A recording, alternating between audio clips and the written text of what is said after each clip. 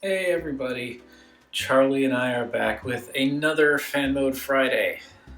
This time, I'm going to be breaking down the specific fan moding that I do to, as the name of the video would indicate, Tobot v Master V.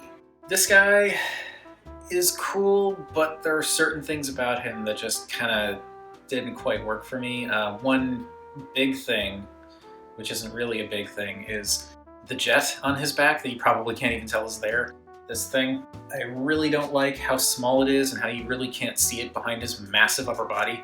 And then he's also got these kind of clown shoes going on here. They just stick way out and they're just not very interesting looking. So I wanted to come up with something to do that made him more appealing, made me want to actually hang on to him. So we're gonna go over that real quick.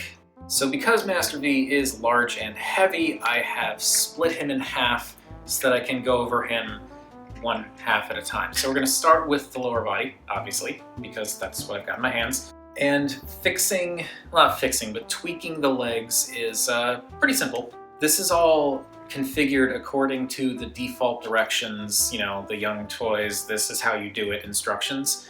So what I do for the legs, which I think make a huge difference, is I fold these upper wheels in. You can see how they stick off to the side there. You fold them in and they don't stick out quite as much. This will be more important for the upper body when we get to that. Then I'm going to take these bits down here, these bits, the toes, you want to pop those up. So you can see how those come up, and clip them into place up here. And this is where they would be for the car mode configuration. So do that on this side as well. Pop that up and clip it into place there. So now his feet are up closer to his knees. The reason we do that is because we want to take the train and rotate, bring the train up and then rotate these around and bring them up all the way. And this, I feel, gives him a much chunkier, sturdy, less clown shoe looking foot. You do it on this side as well. Bring it up, rotate it around, and bring it up the rest of the way. And there you can kind of see, it fleshes out the feet a little bit more. It fills them in, makes them look more like chunky boots and not clown shoes. I was very glad that I discovered I could do this.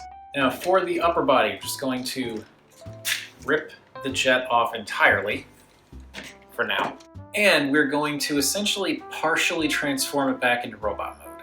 I'm going to lift up this little section here that pegs in, so lift that up and accordion that up and out of the way. This whole thing will unclip and separate and slide down, and that's where the robot mode waist comes into play. So got it kind of opened up like this. Then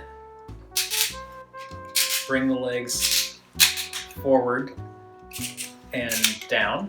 Now you don't want to bring them in all the way. I'm just doing that to kind of illustrate the bringing them down part, but you want them out maybe about like that.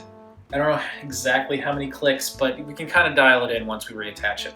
Then bring down these arms, but keep the shoulders where they are. So just bring them down like so. And do the same to this one.